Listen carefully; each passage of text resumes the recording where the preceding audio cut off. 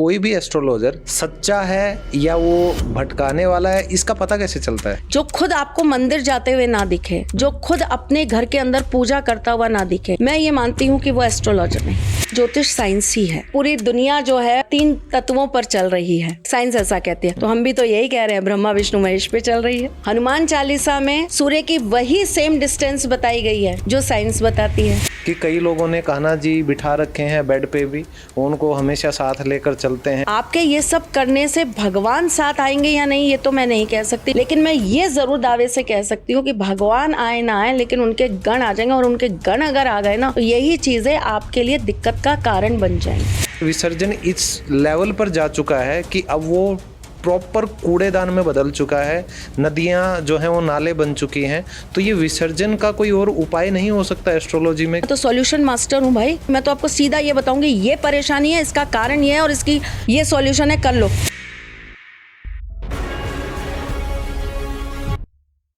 नमस्कार दोस्तों, जय श्री कृष्णा। कि हे भगवान मुझे ये दे दो, ये दे दो, हम अपनी कुंडलियां देखते रहते हैं। तो आज इसी से रिलेटेड मैं बात करने आया हूँ एस्ट्रो एक्सपर्ट त्रिशला जी के पास। एस्ट्रोलॉजी की फील्ड में ये बहुत वायरल हैं, इनकी रील्स, इनके पॉडकास्ट आपने बहुत देखे होंगे। तो आज आप सभी की डिमांड पे हमारे चैनल पर भी त्रिशला जी, आपका बहुत बहुत स्वागत है। जय श्री कृष्ण। ये लिख के कुछ देते हैं, पर्ची बनाते हैं, तो एक पर्ची वाले बाबा मेरे ध्यान में आ गए। हाँ, तो अभी पीछे कंट्रोवर्सी भी हुई, हालांकि मैं खुद पर्सनली उनसे 3-4 बार मिल चुका हूँ। तो मैं बस ये जानना चाहता हूँ कि अगर सच में कुछ ऐसा है, पहली चीज। तो दूसरा, अगर कैसा है भाई, क्या बिना आप किसी को जाने, आप इतने मतलब दूरदर्शी हैं, आप पर्चा बना देते हो? कर सकते हैं। ओके, तो ये क्या सच में मतलब सात्विक चीज है या कोई तांत्रिक चीज है? इसके ऊपर बहुत बहस होती है। पहले तो मास्टर जी इस दुनिया के अंदर से ये भ्रम हटवाइए प्लीज, मैं आपसे रिक्वेस्ट करती हूँ, आपके चैनल के माध्यम से लोगों को बताइए तंत्र बुरी चीज नहीं है। अच्छा, तंत्र बहुत सरल साधन है अपने आराध्य से जुड़ने का। तंत्र साधन है मोक्ष को प्राप्त करने का। आपको पता है कलयुग में तंत्र के माध्यम से ही मोक्ष मिलेगा। अभी तो कलयुग बहुत छोटा है, अभी तो छोटा बच्चा है। जब कलयुग जवान होगा, जब कलयुग अपनी चरम सीमा पे आएगा, तब व्यक्ति अपने जीवन में मोक्ष की प्राप्ति ही केवल तंत्र के माध्यम से कर पाएगा।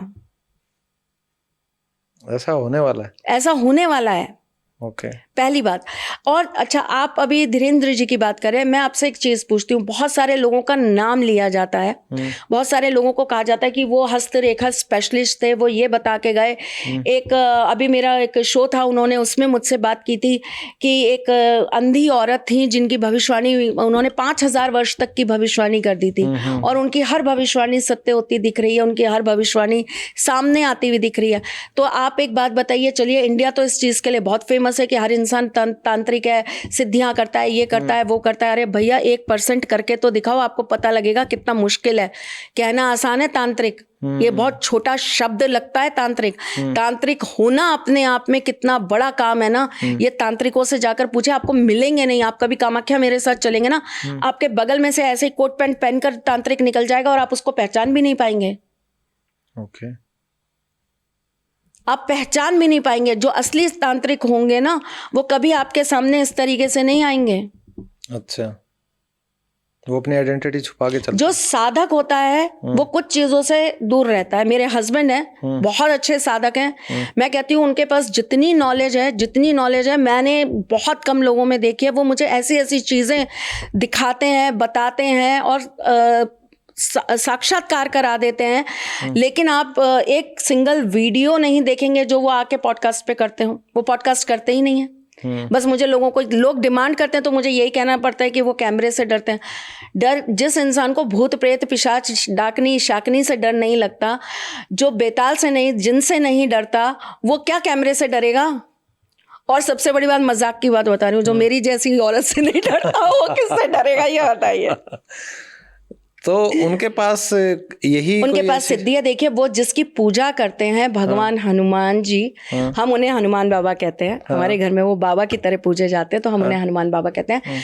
वो हनुमान जी की पूजा करते हैं, और हनुमान जी अष्ट सिद्धि 9 निधि के दाता हैं।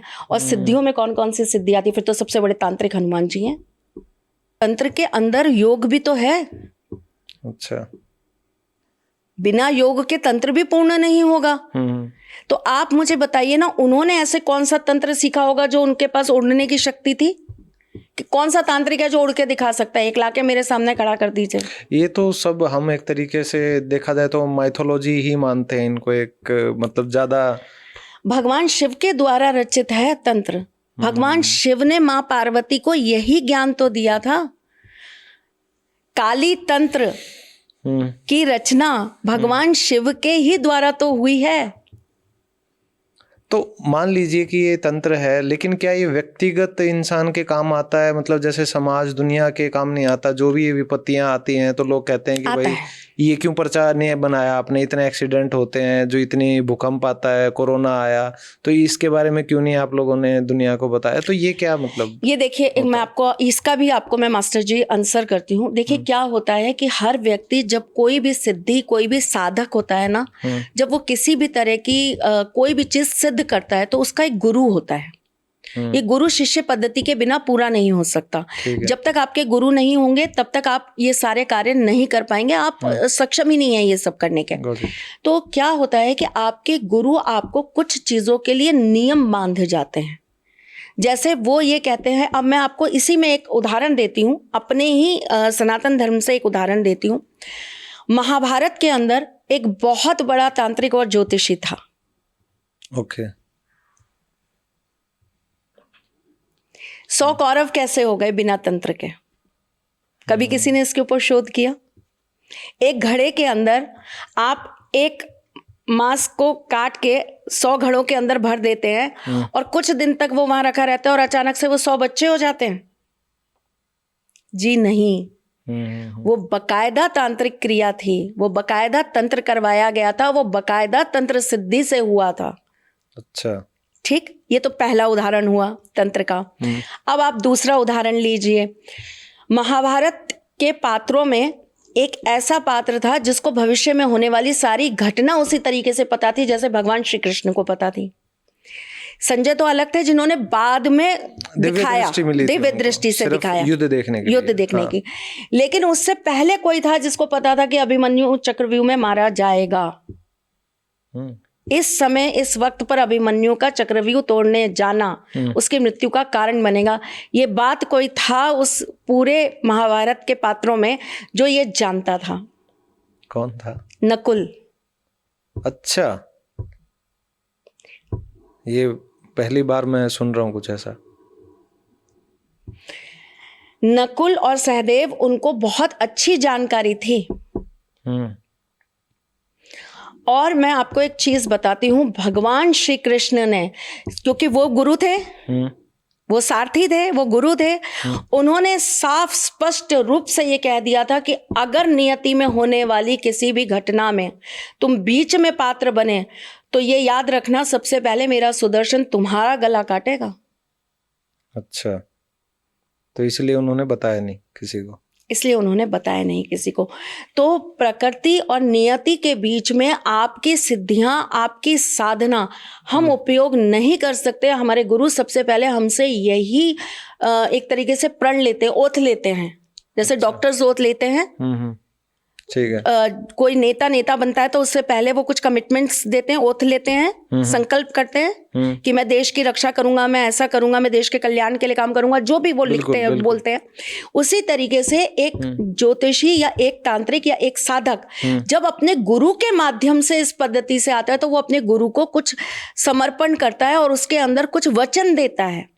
उस वचन में से एक वचन ये होता है कि भगवान के किसी भी कार्य में हमारा हस्तक्षेप नहीं होगा। तो ये पर्चा बनाना एक लिमिट तक, यहीं तक सीमित किया गया है? नहीं, इसके अंदर मैं जो समझ पाती हूँ, हो सकता है देखिए हर किसी की अपना अपना ज्ञान हो, लेकिन मैं उनके इस पर्चा बनाने को मैं ये मानती हूँ कि उनके गुरु द्वारा उन्हें ये चीज कही गई होगी, क्योंकि गुरु शिक्षा मैं बहुत अच्छी से समझ सकती हूँ, गुरु शिष्य कैसे एक दूसरे के साथ जुड़ते हैं और क्या होती है वो पद्धति, इस आधार पे, क्योंकि मैं भी उसी पद्धति से निकली हुई हूँ। तो गुरु अपने शिष्य से ये कहता है कि जब तक कोई चलकर तुमसे ये कहे ना कि मेरे बारे में बताओ या मेरी इस बारे में मुझे जानकारी दो या मेरी मदद करो, तब तक तुम अपनी शक्तियों को किसी के लिए यूज नहीं करोगे। तो धीरेन्द्र शास्त्री जी भी कहीं ना कहीं उस एक बंधन में बंधे हैं, और डेफिनेटली बंधे हैं। और सबसे बड़ी विषमता ये है, मैं उनके बिहाफ पे जरूर बोल रही हूँ, जबकि मैं उनसे कभी नहीं मिली हूँ, मैं आपको सच बता रही हूँ। वो जानते भी नहीं होंगे कि मेरी जैसी कोई इस दुनिया में है भी, लेकिन मैं फिर भी उनके बिहाफ पर उनको सपोर्ट करते हुए ये बात बोल रही हूँ। अगर आप ये चीज़ मेरे लिए मुझसे कहेंगे तो मैं भी चुप हो जाऊंगी, हंस जाऊंगी और ये कह दूंगी कि बस ठीक है, नहीं आता, हम तो यही मान लेते हैं। अच्छा। क्योंकि कोई शिष्य ये बता भी नहीं सकता कि वो ये कार्य क्यों नहीं कर रहा, गुरु ने कौन सा वचन दिया है।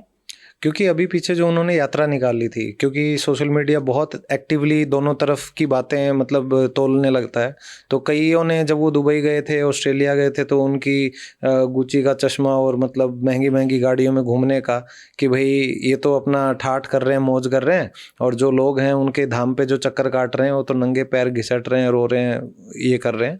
हालांकि मैं भी उनके धाम पे जा चुका हूँ, तो मुझे पता है अन्नपूर्णा सेवा जो है वो 24 घंटे चलती है, ठीक है, पता नहीं कितने सालों से चल रही है, तो इतना तो देखो सच मुझे पता है। दूसरा ये कहते हैं कि जब वो खुद पैदल चले तो उनके पैरों में छाले पड़ गए, तो बोला ये कैसे, मतलब कि देव पुरुष हैं जो मतलब यही खुद की जो कष्ट हैं उन्हीं को ये नहीं निपटा सके, तो ये थोड़ा भगवान राम अपने कष्टों को हटा सके, भगवान कृष्ण अपने कष्टों को हटा सके। एक तीर लगा भगवान श्री कृष्ण को पैर में, मौत हो गई उनकी, और वो जो है दुनिया से चले गए। ये कैसे हो सकता है? ईश्वर की लीला ईश्वरी जानते हैं, ईश्वर जिसको अपनी लीला का माध्यम बनाते हैं वो भी वही जानते हैं। हम उस चीज पर टिप्पणी करने वाले मूर्ख कोई नहीं होते। वो है तो मनुष्य रूप में ना, तो लक्ष्मण जी मूर्छित कैसे हो गए? वो जिसका रूप है ना, वो अगर अपने पे आ जाए तो ये पृथ्वी एक सेकंड के लिए भी ना चल पाए, तुरंत प्रलय आ जाए और तुरंत जो है सब समाप्त हो जाए। वो मूर्छित हो गए एक वाण से। बहुत सारी चीजें, बहुत सारे कर्म हम अपने साथ लेकर आते हैं। मैं आज आपको एक चीज और बताती हूँ मास्टर जी, पता नहीं लोगों को ये बात पता है या नहीं पता है। भगवान राम और रावण दोनों ने माँ भगवती का पूजन किया था युद्ध से पहले।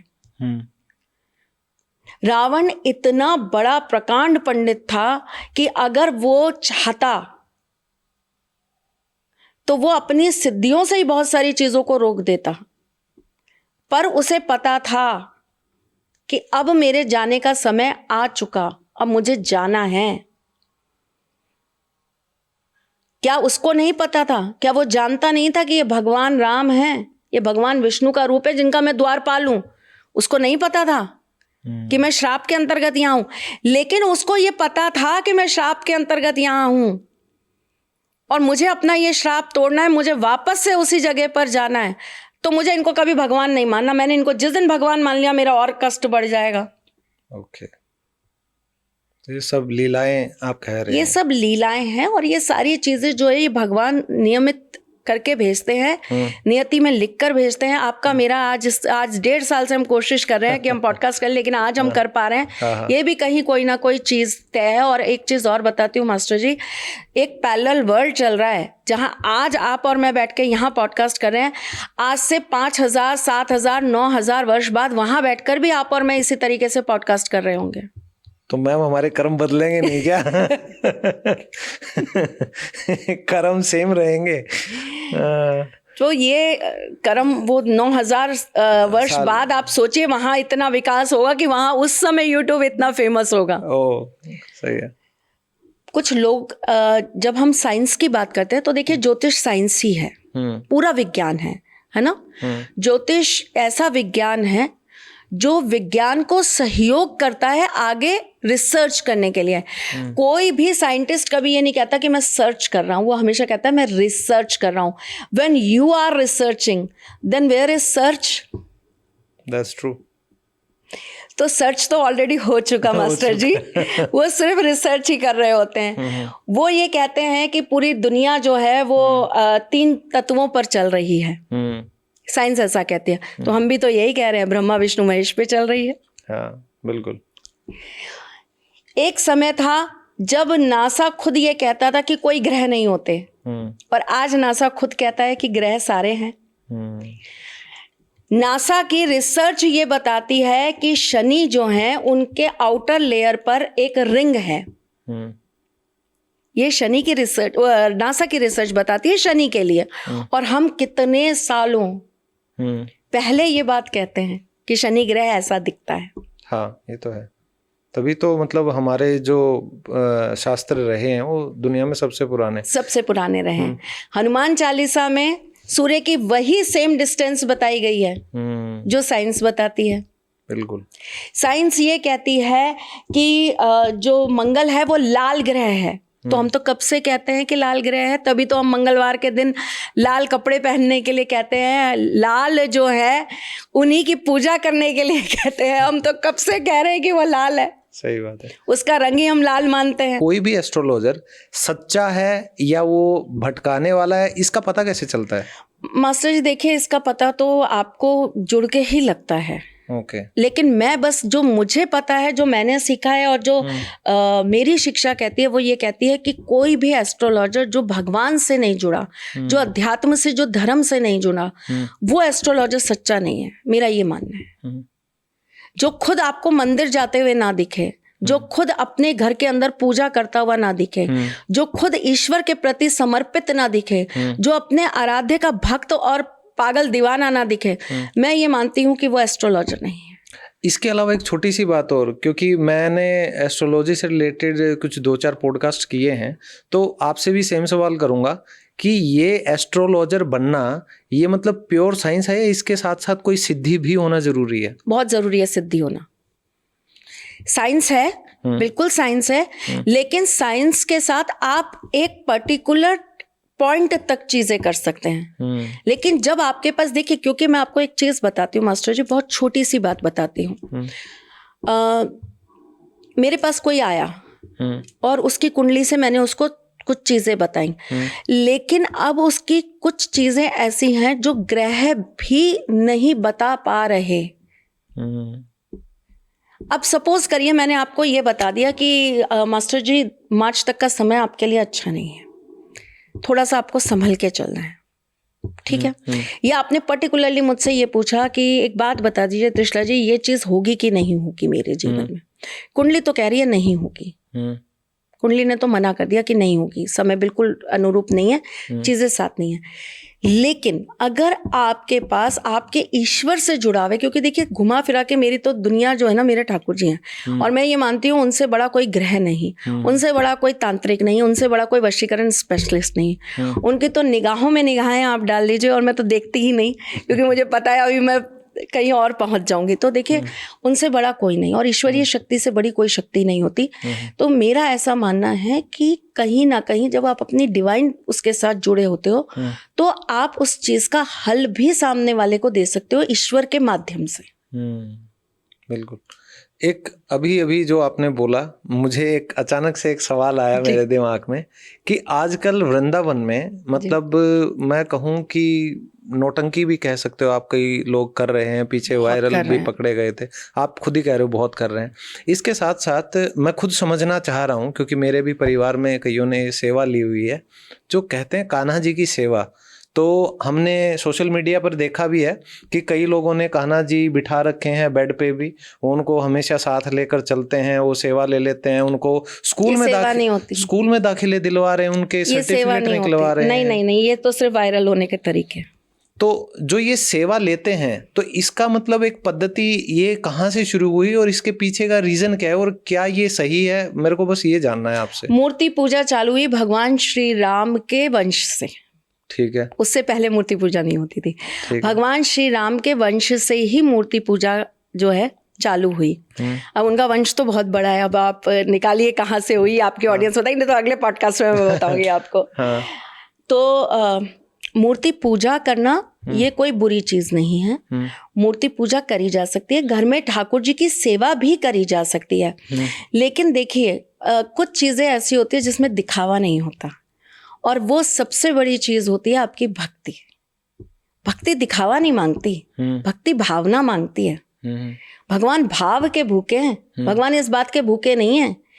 आप एक बात बताइए, कौन सा भोग लगा हुआ ठाकुर ने खाया आज तक? वो तो उसके भक्तों ने खाया प्रसाद समझ के। हम जो रोज भगवान को भोग लगाते हैं ना मास्टर जी, वही हमारी किचन में जाके पूरे खाने के अंदर मिलता है और वही हम भोग समझ के खा लेते हैं प्रेम से कि हमारे ठाकुर जी का प्रसाद है। कोई आता भी है तो हम यही कहते हैं भोग ग्रहण कीजिए। हम कभी ये नहीं कहते कि आज खाना खा के जाओ, हम यही कहते हैं कि भोग लेके जाइए, भोग ग्रहण करके जाइए। ठीक है। तो भक्ति जो है वो दिखावा नहीं है।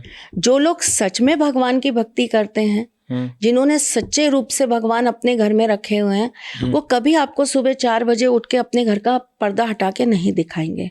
वो सोते हुए अपने, आप मुझे एक बात बताइए, सोते हुए बेड के ऊपर आप भगवान को अपने के दर्शन करा रहे हैं, आपने कब शयन कक्ष में घुसकर बाके बिहारी के एक भी रील बनते हुए देख लिया? शयन करते हुए बाके बिहारी किसने देखे, मुझे ये बताइए। मुझे तो ध्यान नहीं। गोविंद देव जी किसने देखे शयन करते हुए? कौन सी रील आई उनकी? मंगला से उनकी फोटोएं आनी चालू होती हैं। मंगला से लोग दर्शन कर पाते हैं। शयन के समय कौन जाता है उनके शयन दिखाने दुनिया को? लेकिन जिन्होंने सेवा ले रखी है वो तो रात को सुलाते भी हैं उनको अच्छे से। तो गुप्त रूप से सुलाइए ना, सार्वजनिक बेडरूम में सुलाते हैं। अपने बेडरूम में सुलाते हैं, उसी बेड पे? हाँ, उसी बेड पे नहीं, मतलब उसी कमरे में। तो मैं तो जानना चाह रहा हूँ कि क्या ये जो सेवाएं मेरे हिसाब से गलत है। देखिए, मेरा अपना व्यक्तिगत विचार है, इस तरीके से नहीं होता। भगवान की जगह ही अलग होती है, भगवान का दायरा अलग होता है, भगवान की चीजें बहुत अलग होती हैं, बहुत अलग तरीके से सेवा होती है। आप किसी दिन मेरे यहाँ 2-4 दिन रहिए, आपको पता लगेगा सेवा का अर्थ क्या होता है। सेवा बहुत अलग तरीके से, क्योंकि मैं खुद देख देख के कई बार परेशान हो जाता हूँ कि मतलब हर दूसरा इंसान वृंदावन से कान्हा जी को लेके बोला मैंने तो सेवा ले ली, मैंने सेवा ले ली, और हाथ में लेके घूमते हैं। मैं आपको एक बात बताती हूँ, अभी मैं गई थी नैनीताल के आगे, मुझे कुछ सामग्रियां चाहिए थी। हमारे हवन जो होते हैं उसके लिए कुछ विशेष जड़ी बूटियां हमें चाहिए होती है, वनस्पति चाहिए होती है। अच्छा। तो वो हमें पहाड़ों में ही प्राप्त हो पाती है। तो मैं गई थी वो लेने के लिए, क्योंकि हमारे यहाँ पूजा थी। तो जब मैं गई तो मैंने देखा कि रास्ते के अंदर एक स्त्री थी जो अपने हाथ में लड्डू गोपाल लेकर और भुट्टा ले रही थी। जैसे जगह जगह भुट्टे वाले बैठे होते हैं, तो वो भुट्टा ले रही थी और वो बढ़िया बाकायदा अपने लड्डू गोपाल को अपने हाथ में लेकर आई, ऐसे यूं लड्डू गोपाल को लेकर आई अपने हाथ में। और मेरी तो सबसे पहली निगाह जो जाती है ना, वो चप्पल पे जाती है और कहीं नहीं जाती। अच्छा। मैं तो ये मानती हूँ कि अगर आपने लड्डू गोपाल उठा रखे हैं तो आपने चप्पल पहनी है कि नहीं पहनी है, मेरे तो सबसे पहले निगाह वहीं जाती है। तो उन्होंने इतनी इतनी हील की बैली पहनी हुई और उनके हाथ में लड्डू गोपाल। मेरा तो पारा चढ़ गया बुरी तरीके से। पीछे से मेरे भाई ने मुझे ऐसे पकड़ा और घसीटता हुआ मुझे ले गया, क्योंकि उसको पता था दीदी अभी 4 बातें सुनाएंगी और कहीं यहाँ पे बात बढ़ ना जाए और लड़ाई ना हो जाए। वो मुझे लेके गया, हम मिनी बस लेके गए थे, तो वो मुझे लेके गया और उसने ले जाके मुझे बस में बैठवा दिया। बोले आपको कसम है मेरी, आप नीचे उतर कर नहीं आओगी। तो मैंने कहा तू देख तो सही वो क्या कर। बोले दीदी आपको मेरी कसम है, आप नीचे उतर के नहीं आओगी, क्योंकि मैं थोड़ी सी दुर्वासा ऋषि की प्रवृत्तियों वाली हूँ, मुझे बहुत जल्दी क्रोध आता है। तो मैं चुप हो गई। लेकिन मैं फिर जब वो चली गई ना, तो मैं गई और वही भुट्टे वाले भैया के यहाँ मैं खड़ी थी। तो मैंने उनसे कहा, मैंने कहा भैया ये आपने देखा चप्पल पहन के लड्डू को? क्या बताएं दीदी, लोगों को बस यही भक्ति दिखती है। मतलब आप एक चीज सोचिए, वो बेचारा वहां बैठा हुआ, उसको समझ है इस बात की कि ये गलत हो रहा है। बोले दीदी हर दूसरे तीसरे दिन ऐसे ही लोग आते हैं। तो इसी के ऊपर मैं बात कर रहा था। तो ये गलत है ना, गलत है, ये गलत है। आप उसी रेस्टोरेंट में ले जाके ठाकुर जी को रख रहे हैं, वहीं आप भोग खा रहे हैं। तो आप अपने साथ ट्रैवल भी करवा सकते हैं उन्हें, या नहीं करवा सकते? नहीं करवा सकते, नहीं करवा सकते, बिल्कुल भी नहीं करवा सकते, कभी नहीं करवा सकते। और अगर आप ट्रैवल करवा रहे हैं तो फिर उसके नियम होते हैं। हाँ, तो ये नियम लोगों को नहीं पता। मैं बस उसी बात पे आ रहा हूँ कि लोग रख तो लेते हैं, जो आपको ये कहते हैं कि सेवा लीजिए, वो आपको ये बताते क्यों नहीं कि नियम क्या है? ये हमारा काम तो नहीं है। ये जिनका काम है वो आपको ये क्यों नहीं बताते? नहीं, वो तो वैसे ही ले आते हैं। लोग जाते हैं कंठी पहन लेंगे। हाँ, मुझसे लोग कहते हैं आप इतनी बड़ी कृष्ण भक्त हैं, आप कंठी क्यों नहीं पहनती? मैंने कहा कंठी पहनने के नियम पता है? जिस दिन मैं वो नियम निभा पाऊंगी उस दिन मैं कंठी पहनी हुई दिखाई दे जाऊंगी, उस दिन मैं कंठी पहन लूंगी। जिस दिन मैं वो नियम निभा पाऊंगी, मैं नियम नहीं निभा सकती तो मैं वो कंठी नहीं पहन सकती। बिल्कुल। तो हमारे यहाँ जैसे हमारे यहाँ ठाकुर जी की सेवा है, हम लोग सेवा करते हैं अपने ठाकुर जी की, लेकिन हम अपने ठाकुर जी को लेके घूमते नहीं। मेरे घर में 2 लड्डू गोपाल हैं और मेरे दोनों लड्डू गोपाल मेरे घर में हैं। अगर मैं अपने घर से कहीं, और लोग ये कहते हैं अरे अब नहीं लेके घूमे तो उनको अकेले, तो आप लाए क्यों जब आपको पता है कि आप वो जिम्मेदारी नहीं उठा पाएंगे? आप लेकर ही क्यों आए? आपने क्यों उनको अपने घर में इस विराजमान, आप अगर एक तस्वीर में भी लड्डू गोपाल की तस्वीर भी अपने घर में लगाएंगे, उनको भी भोग लगाएंगे, रात को सोने से पहले आप उनको पर्दा लगाते हुए ये कहेंगे कि प्रभु आप सो जाइए, आप तब भी आपका वो भाव, आपकी वो भक्ति भगवान के दर तक जाएगी, हृदय तक जाएगी। दर तो बहुत दूर की बात है, भगवान के हृदय तक पहुंचेगी। मैं आपको मास्टर जी एक बहुत छोटी सी बात बताती हूँ। मेरे यहाँ हर साल ना हम लोग जगन्नाथ जी जाते हैं अपने जगन्नाथ जी को लेके, और वहाँ हमारी 5 दिन की पूजा होती है। वो हम 5 दिन की पूजा हर साल करते हैं, और हर साल हम जो है अपने जगन्नाथ जी को, उन जगन्नाथ जी के दर्शन करा के लाते हैं, महाप्रभु जगन्नाथ जी के। तो हम भी लेकर जाते हैं, लेकिन हमारे किसी के भी पैरों में चप्पल, मैं तो खैर चप्पल पहनती ही नहीं, मैंने तो चप्पल वैसे ही नहीं पहनी कभी, पर हमारे यहाँ कोई चप्पल नहीं पहनता जब उनको लेकर जाते हैं। हम नंगे पैर चलते हैं, बिल्कुल नंगे पैर जाते हैं, नंगे पैर आते हैं, पूरे नियम साधते हैं किन चीज़ों को हाथ लगाना है, किन को नहीं लगाना, उस बीच में क्या हमको टॉयलेट बाथरूम यूज़ करना है नहीं करना, वो पूरा नियमबद्ध चीज़ें चलती है, उसके बिना नियम पूरे नहीं होते। तो देखिए मास्टर जी, मैं तो ये मानती हूँ कि भक्ति जो है वो किसी भी चीज़ से करी जा सकती है। माँ सीता जब रावण के यहाँ पर थी तो वो वहाँ पेड़ के नीचे एक कण में भी भगवान राम को मानती थी, कण कण के अंदर वो मानती थी कि भगवान राम उनके साथ हैं। किस भक्त ने कभी भगवान अपने साथ इस तरह डोलाए? आप बताइए। मीराबाई के पास कोई मूर्ति थी जिन्हें वो लेकर घूमती थी? वो तो जब उनका मंदिर तोड़ा गया और उन्हें कहा गया कि भाई आप निकल जाइए, तब उन्होंने अपनी कहा था मैं बस मेरे कान्हा जी को लेकर जाऊंगी। ओके, पर आप वो नियम साधिए, आप वो चीज़ें, और फिर हम जब बात करते हैं उस लेवल के भक्त होने की, उस लेवल के जीवन की, तो फिर देखिए वो भगवान को लेकर रेस्टोरेंट्स में नहीं बैठते थे, वो फिर चप्पल जूते, डिजाइनर जूते चप्पलें पहन पहन के भगवान को लेकर नहीं डोलते थे।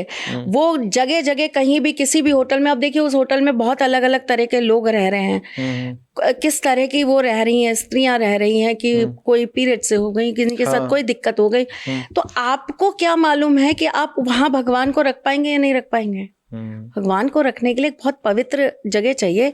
और जब आप सेवा में भगवान को लेके आते तो फिर या तो फिर आप अपने आप को उस तरीके से सज करिए कि हमारे भगवान अगर हमारे साथ रहेंगे और अगर हम कहीं चले जाते हैं तो हम पीछे से उनकी जिम्मेदारी किसी को छोड़कर जा सकें। मैं भी जाती हूँ, मैं 15 दिन महीने के कामाख्या ही रहती हूँ, तो मेरे पीछे से मेरे भाई रहते हैं मेरे घर में, जो उनकी सेवा करते हैं, जो उनको नित्य नियम से चीजें पूरी होती हैं उनकी। मेरे ठाकुर जी जो सुनकर सोएंगे वो उनको वो सुनाएंगे, वो जैसे उठेंगे वो उनको वही चीज़, वही गीत सुनाएंगे। तो देखिए फिर वो नियम आपको उस तरीके से बांधना पड़ता, तब आप ये कहिए कि हम ठाकुर की सेवा करते हैं। ये भी एक तपस्या है वैसे, ये देखा जाए तपस्या तो है, बहुत बड़ी तपस्या है। हर किसी ने अपने सहूलियत के हिसाब से अपने अलग नियम बना रखे हैं कि हम साथ लेके जा सकते हैं, कहीं भी घूम सकते हैं, उनको स्कूल में दाखिला दिलवा सकते हैं, उनके सर्टिफिकेट निकलवा सकते हैं, मजाक पाखंड ये तो नहीं कर सकते। ये तो वास्तव में जो है ना, पाखंड तो नहीं कहूंगी, लेकिन मैं ये कहूंगी कि ये बेवजह का दिखावा है। और वो भक्ति ही क्या जो आपको दिखानी पड़ जाए? बिल्कुल सही बात है। वो भक्ति ही क्या जिसको आपको जताना और बतलाना पड़ जाए? भगवान तो खुद भक्त के इतने प्रेमी होते हैं कि वो भक्त का ऐसे आंचल पकड़ के उनके पीछे पीछे चल देते हैं। बिल्कुल। एक वैश्या की उंगली पकड़ के चल दिए थे ठाकुर जी। अच्छा, तो आप क्या मानते हैं वहां क्या हो रहा होगा जो वो उसके साथ साथ चल दिए? भाव ना, भाव। वो कौन सी मूर्ति रखकर बैठी थी अपने यहाँ पर? वो कौन से नियम कायदे अपना रही थी अपने यहाँ पर? नहीं ना, दिल में भगवान थे, भाव में भगवान थे, तो भगवान उसके हो गए। बिल्कुल। तो आप मूर्ति एक तरीके से ये समझ लीजिए, मैं आपको इसका अंतर बताती हूँ। मूर्ति घर में रखना ये आपके नियम, ये आपके ऊपर डिपेंड करता है कि आप उसमें भगवान का वास कर रहे हैं या किसी और का। क्योंकि प्रत्येक भगवान के साथ उनके गण भी होते हैं।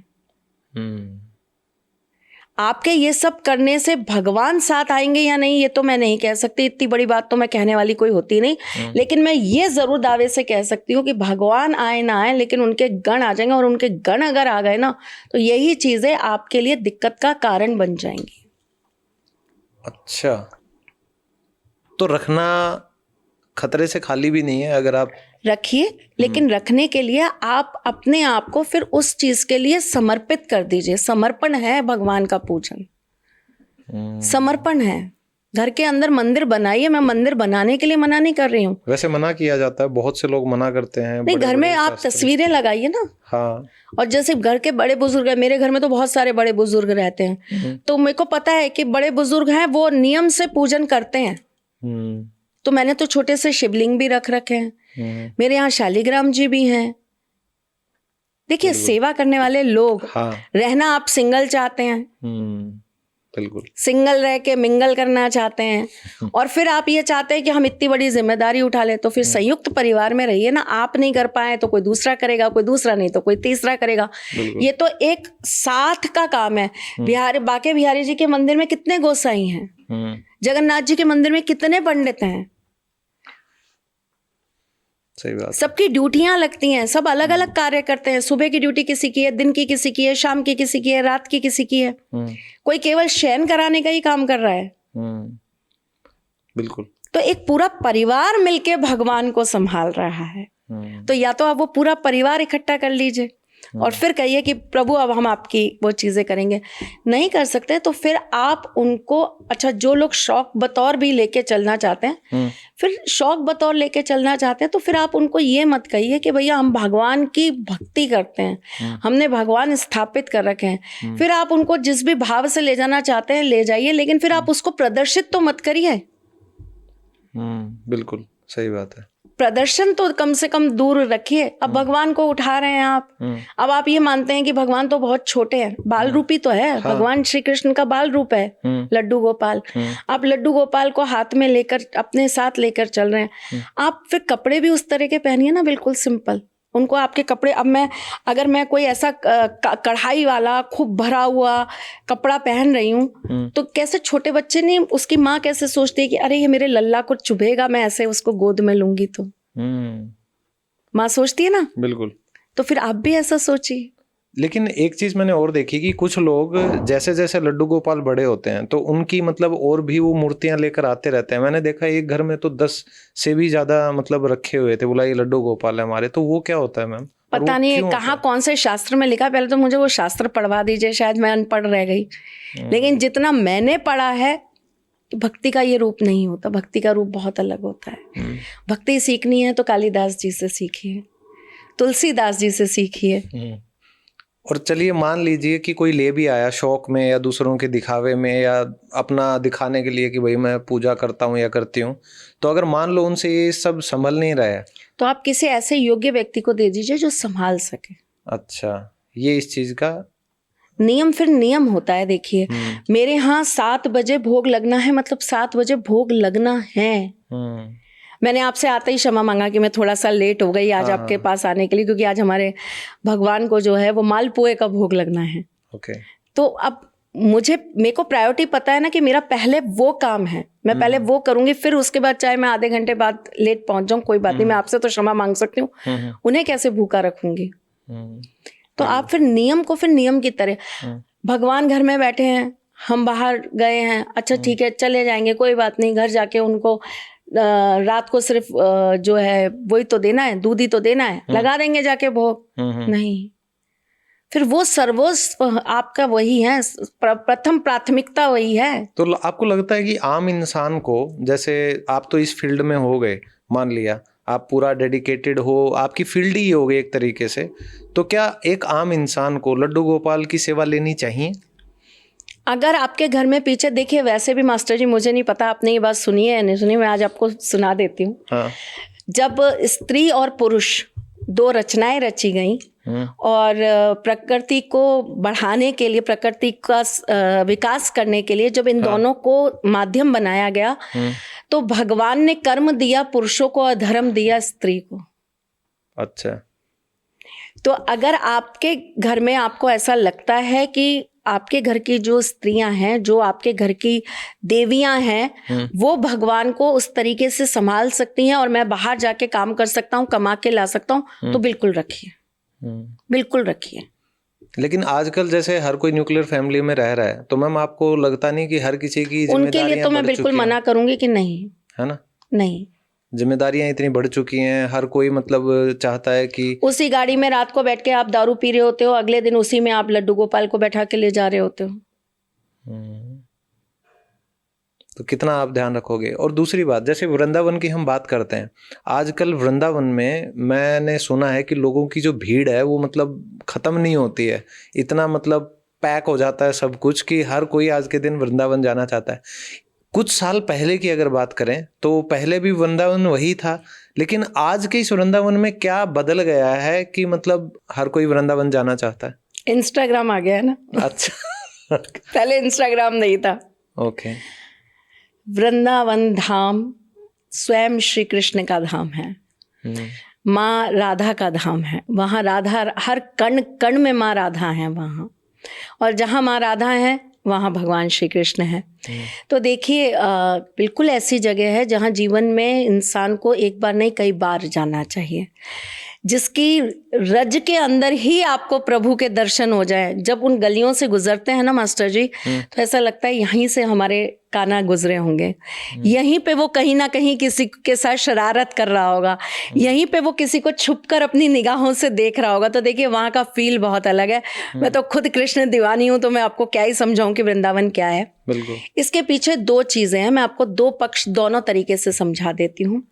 वृंदावन में भीड़ जो है वो भक्तों की लगी है कोरोना के बाद से ज्यादा।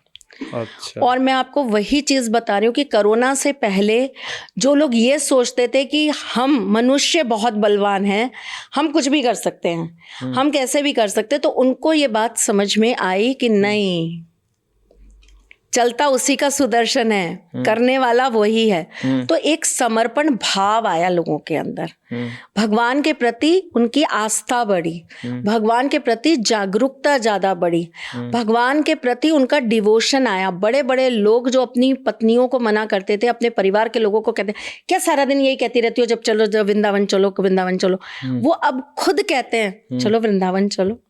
तो एक ये बहुत बड़ा बदलाव का कारण बना वृंदावन इतनी भीड़ लगने का।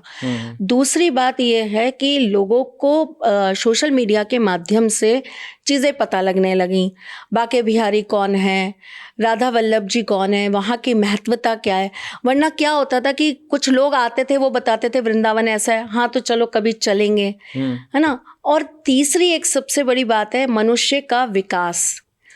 जो हम अपनी लाइफ के अंदर हम जो बहुत कंफर्ट जोन लाते जा रहे हैं ना, वृंदावन जाना है, अरे गाड़ी निकालो 2.5 घंटे में वृंदावन। मेरे जैसे इंसान का बता रही हूँ, उदाहरण मैं अपना दे रही हूँ। अच्छा। तो लोभ कैसा आया, चलो आज तो ठाकुर जी की बड़ी याद आ रही है, चलो चलते हैं ठाकुर जी को देखाते हैं। तो एक कंफर्ट जोन बन गया। कैसे आपको इजीली जाने के लिए रास्ते मिल गए, टैक्सीज इजीली अवेलेबल है, बसेस अवेलेबल है, ट्रेन अवेलेबल है। पहले क्या होता था, पहले ये सब चीजें इतनी आसान नहीं होती थी, महंगा बहुत पड़ता था। अब तो 1 वे की टैक्सी मिल जाती है, शेयरिंग की टैक्सी बला बला मिल जाती है, और ना जाने क्या क्या चीजें मिल जाती हैं।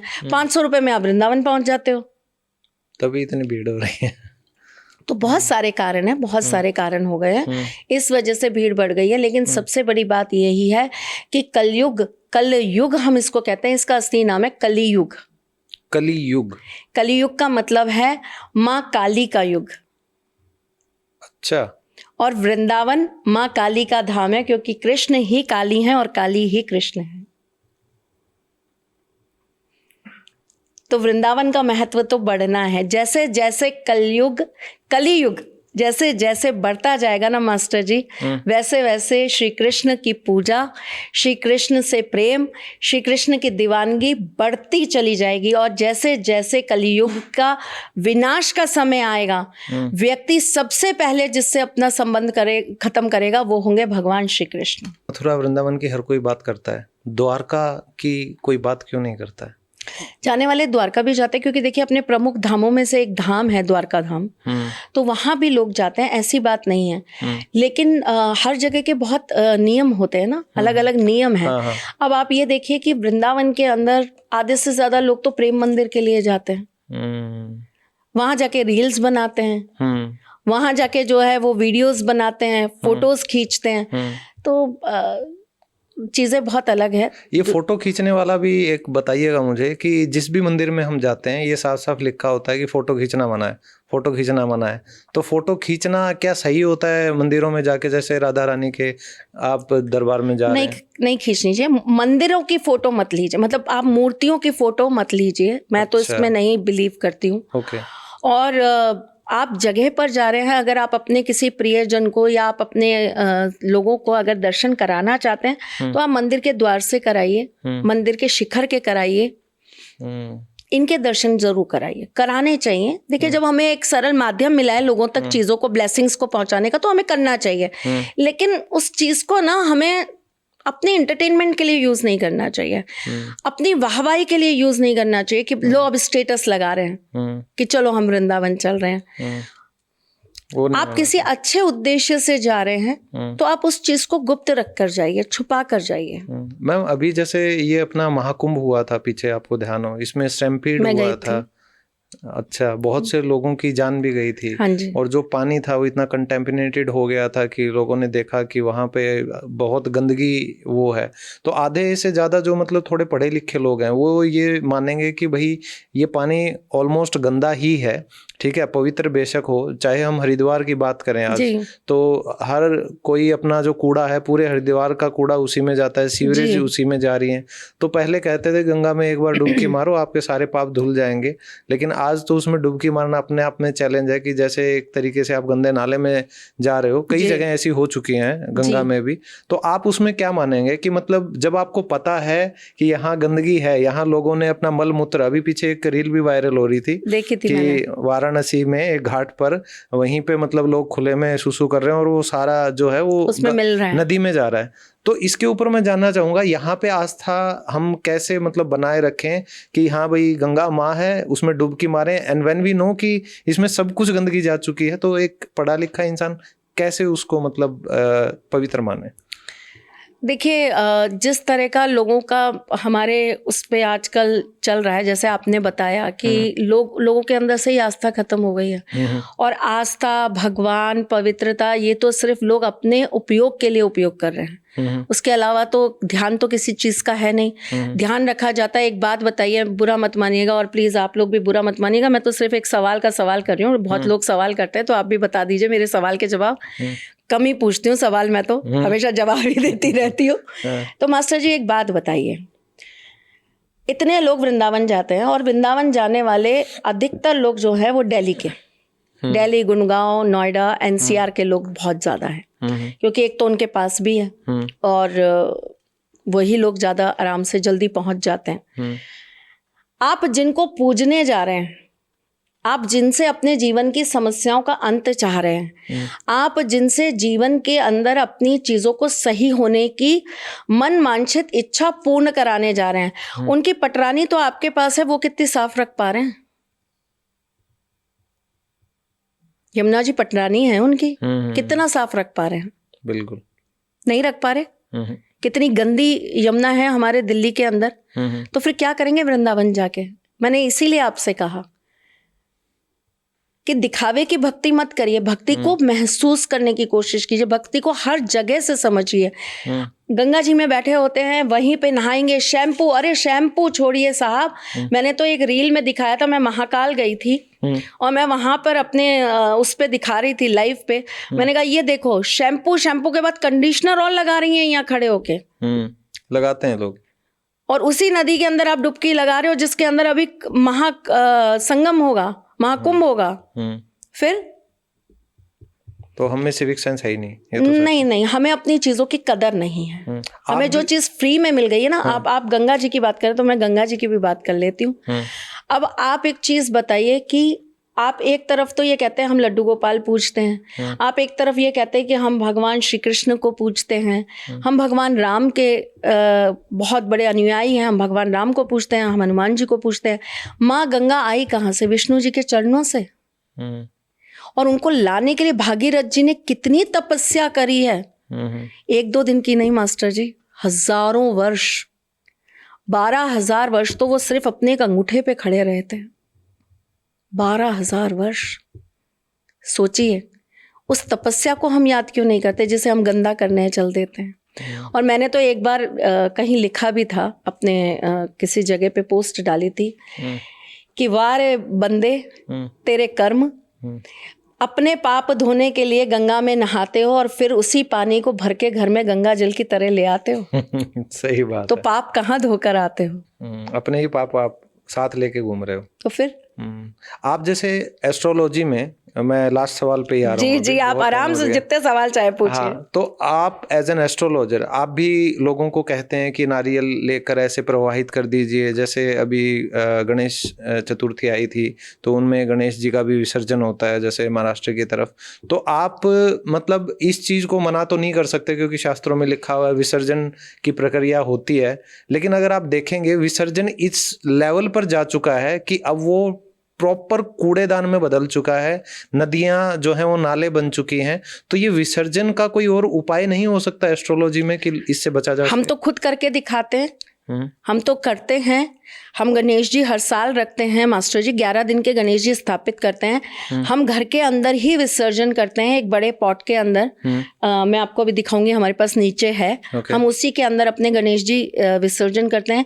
फिर वो मिट्टी हमारे घर में रहती है। फिर जो पानी होता है वो हम पेड़ पौधों में डालते हैं और वही मिट्टी हम पेड़ पौधों में डाल के नए पौधे उगा लेते हैं। तो हम ये मानते हैं कि भगवान हमारे साथ भी रहे और प्रकृति को एक नया जीवन मिल गया और नए पेड़ पौधे हमारे घर में उग गए। सही बात है। लेकिन बाकी जो नारियल और लाल कपड़ा और बाकी की जो चीजें नवरात्रों में भी कहते हैं ना, 9 दिन बाद विसर्जन जो करो। चीजें शास्त्रों के हिसाब से बताई गई हैं वो बेसिकली जो चीजें होती हैं, जैसे सिक्का है, जैसे नारियल है, जब वो आप डालते हैं नदी के अंदर या आप बहाते हैं, बहते हुए प्रवाह करते हैं उसके अंदर, तो वो कहीं ना उनको हेल्प करता है। अच्छा। और जो सूक्ष्म जीव जंतु जो होते हैं या जो भी नदी में रहने वाले जो जंतु हैं, जैसे हम लोग कहते हैं बताशा, बताशा आप जरूर कर दीजिए, बहते हुए जल में रेवड़ी कर दीजिए। तो ये मछलियों के लिए, जैसे हम लोग बोलते हैं कि बहते हुए जल के अंदर आप थोड़ा सा आटा प्रवाहित कर दीजिए। तो ये सारी जो चीजें होती हैं ये कहीं ना कहीं उनके मदद करती हैं, उनको हेल्प करती हैं। लेकिन लोगों ने अपने टाइम के हिसाब से इनका मतलब बदलते बदलते सब कुछ उठा के विसर्जन कर देते हैं, तो वो सब कुछ उठा के विसर्जन करना बेकार होता है। हम खुद कहते हैं कि भैया सारी चीजें, पुराने फूल हैं वो मत आप डालिए, प्लास्टिक है वो आप मत बहते हुए जल के अंदर जो है आप ऐसे प्रवाहित करिए। लेकिन जो पुराने भगवान के जो फूल हो जाते हैं, जो चढ़े हुए भगवान को पुष्प है, अगर आप उनको ड्राई कर लेते हैं और आप उसको ड्राई करके सुखा के रख लेते, तो एक तो वो आपके घर के अंदर जो धूरी बनती है, जो धूप बत्ती होती है या जो हमारी हवन सामग्री होती है, उसके अंदर वो काम कर जाते हैं। ओके। जिससे हम घर के अंदर धूरी वगैरह देते हैं, उसके अंदर वो काम कर जाती है। और अगर आप नहीं इस यूज में लेते तो फिर दूसरा यूज ये है कि वो पेड़ पौधों में डल के कहीं ना कहीं वो खाद का भी काम करता है। तो आप उस तरीके से यूज लीजिए ना, दिमाग का यूज करके फिर प्रवाहित करो, तो वो काम आएगा, वो अच्छा रहेगा, वो लोगों के भी काम में आएगा।